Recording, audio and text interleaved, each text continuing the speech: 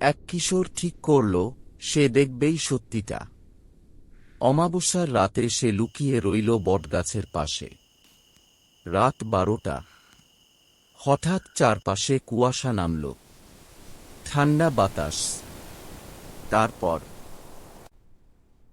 খন খন খন খন খন খন খন খন খন। সে দেখল কুয়াশার ভেতর থেকে ধীরে ধীরে বেরিয়ে আসছে এক ছায়া।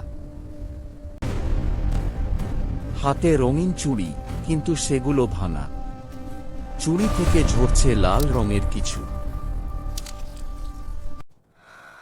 হঠাৎ সেই ছায়া থেমে গেল। ছেলেটার হাত থেকে টর্চ পড়ে গেল। ছেলেটা যখন অন্ধকারে কাঁপছিল, হঠাৎ তার মনে পড়ল দাদুর কথা।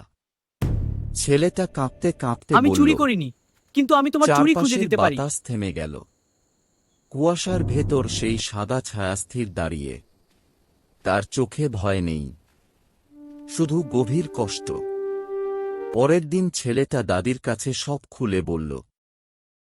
গ্রামের পুরনো মন্দিরের পেছনে খোঁজ শুরু হল। মাটি খুঁড়তে খুঁড়তে পাওয়া গেল একটা পুরনো কাপড়ের পুঁটুলি।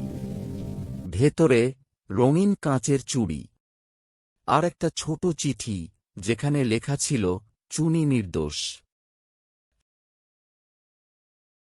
সেই অমাবস্যার রাতে পুরো গ্রাম জড়ো চুনি, হল বটগাছের নিচে। এগুলো তোমার। পুঁটুলিতে রাখা চুড়িগুলো সাজিয়ে রাখা। চাঁদের আলোয় দেখা গেল সাদা শাড়ির সেই ছায়া এগিয়ে এসে চুড়িগুলো স্পর্শ করল। চুড়িগুলো নিজে থেকেই তার হাতে উঠে গেল। ভাঙা চুড়িগুলো জোড়া লেগে গেল। রঙিন আলো ছড়িয়ে পড়ল চারপাশে। তার মুখে প্রথমবার ফুটল একটা শান্ত হাসি। সে ধীরে বলল, ধন্যবাদ। তারপর সে আলো হয়ে মিলিয়ে গেল আকাশে।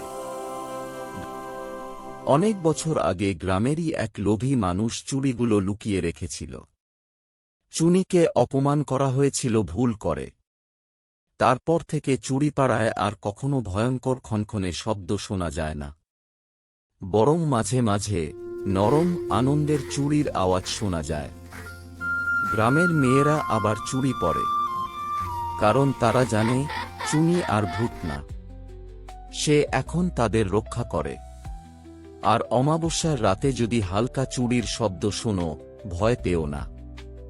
ও হয়তো শুধু দেখে যাচ্ছে সবাই সুখে আছে কিনা।